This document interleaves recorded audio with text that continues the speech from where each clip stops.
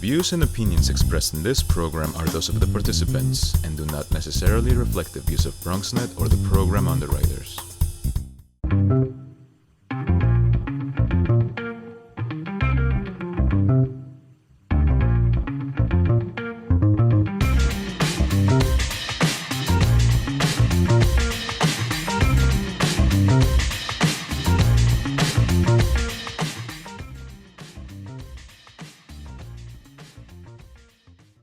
Good evening and welcome to the Bronx Buzz. This is BronxNet's program where we talk to writers and editors and journalists and videographers and photographers and filmmakers. And in this case, I got to get it, authors. We have an author of a book about the Bronx. And the idea is just to let you see what people who put stuff out are thinking. And we'll start off this evening with my buddy Jeff Coltin from City and State, New York. He's calling while he's on vacation. Gotta love it. That's dedication. Nice to have you with us, Jeff. Always great to talk to you. Yeah, happy to be back. And hey, that's the thing about working remotely. You can work from anywhere now. From anywhere, yeah. We got you on vacation. Anyway, but really, this is a really perfect week to have you with us because City and State New York put out its Bronx issue.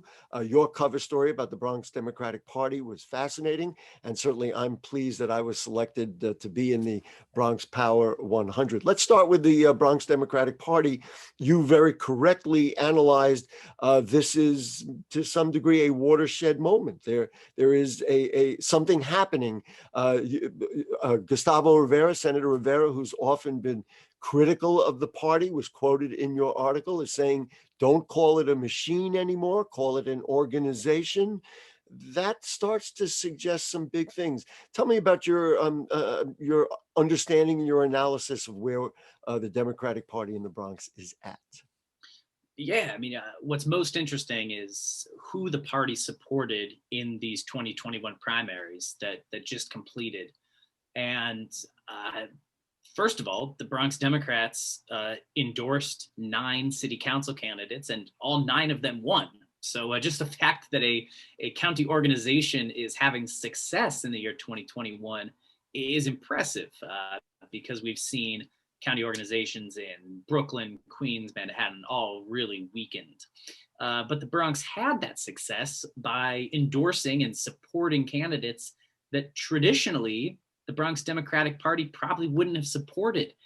It's a lot of women. It's a lot of younger candidates. If I recall, 7 of the 9 incoming city council members are in their 30s.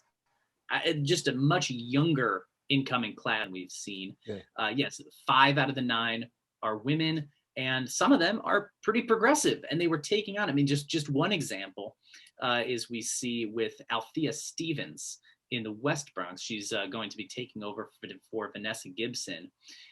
She doesn't have too much of a history in local politics, and she was taking on Yves Phileas, former political director for the Bronx Dems. You would think the Bronx Dems would go ahead and support a former political director, somebody who was an insider in the party, but no, they chose Althea Stevens, who is she's in her 30s. She's a progressive woman. So just kind of breaking out of the mold of what you might traditionally expect the party to support. I don't remember specifically, but I believe you and I had a conversation after the November elections, and the state assembly also had 3 new progressive young people of color, progressive candidates. And I'm sure we talked at that time about, there's something happening. I always believe that the Bronx starts everything. There really is a leftward movement in the borough of the Bronx. And you pointed out also the support of Amanda Farias, who instead of William Rivera, who the borough president supported. In the past, the borough president and the Bronx Democrats were like this.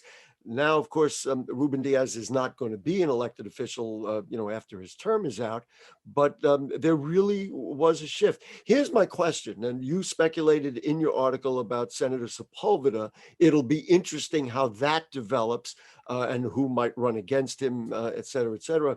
I'm wondering about somebody like Jose Rivera, who has been well entrenched, Is he part of an old guard that now, and he's been challenged in the past, but the county organization always supported him. Your thoughts on that? Do you think Jamal Bailey now is really opened up the gates, so to speak, and really going to make decisions on who they think is best? Yeah, Rivera's one to keep eyes on. Of course, he used to lead the Bronx Democratic Party. He was the party leader, the party boss. That changed in 2008 when Carl Hastie and the Rainbow Rebellion took over. Now, years later, we have Jamal Bailey, who was just an appointed leader or just elected leader of the Bronx Democratic Party last September. So there's a few generations back. Jose Rivera used to lead it. Now he's in his late 70s, maybe his early 80s. Definitely more conservative than a lot of the delegation, mostly on social matters. It's going to be interesting to see if there is some change there, that we get some youth into that seat or a woman in that seat. And that goes for the same thing for Senator Sepulveda. Kind of a problematic case there because he was arrested on domestic violence charges earlier this year. He denies that he did anything wrong, and it's the case is still working its way through the court. But look, even though he had that charge hanging over his head, Sepulveda still ran for Bronx Borough president, and he just kept on running. So I wouldn't be too surprised if he tried to run for re-election to state senate. It'll be a test for the Bronx Dems to see whether they support Sepulveda, who has kind of been a loyal, supporter of the party, or whether the Bronx Dems break with him and say that, this is just too much, this case. You also documented the fact that the county organization did not, notice I didn't call it a machine, the county organization did not choose a candidate in the borough president's race, which is, I thought, interesting. Hard to say why. I mean, there was no real conclusive answer to that. But that also is an indication that, rather than choose, let's say, between Sepulveda, Gibson, or Cabrera, they were just going to let just a fascinating time in Bronx politics right now, other than knowing the winners of the primary and the presumed winners in the fall. We don't know much. We'll watch how time wears on that. I do want to talk about the Bronx Power 100 and city and states lists, because they are fascinating. Before we even talk about the Bronx, and yes, Gary Axelbank and Michael Maxnaby were number 52. I did check that, but the notion of these lists is fascinating, and for people who aren't familiar with them, definitely check them out. So if you're interested, let's say, in healthcare, or you're interested in labor, and you want to know who's running the show, you get it right there. Every week there's something new. Talk to me about the infrastructure that you and Ralph Ortega have put into place to really do this. That's not an easy thing to do, to pick 100 people every week. Sure. I don't want to take too much credit personally. I'm part of city and state, but we have some folks working full time on the lists. And of course, for every list, we talk to outside experts, and sometimes we get some freelance writers in there to really put it all together. But yes, it's great. I'm proud of this list, the Bronx Power 100. It's not just the elected officials who we all know. Of course, I think we have Carl Hastie, Assembly Speaker, at number 1. We have Alexandria Ocasio-Cortez at number 2.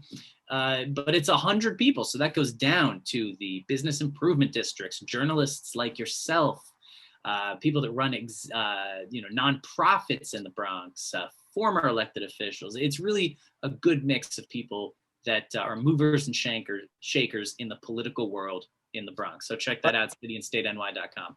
Yeah, and it's a great read. Again, read about Michael Max and me. That would be great. I do want to ask you about another political thing. Eric Adams was widely supported in the Bronx. I thought that was fascinating because he doesn't come across, let's say, as Maya Wiley might have, or even Scott Stringer, who does have some roots here, and certainly many people believe that he had done a very good job as a controller. Why do you think? Do you think the crime thing resonates that well? His ethnicity resonates. He was overwhelmingly supported here. Any thoughts on that?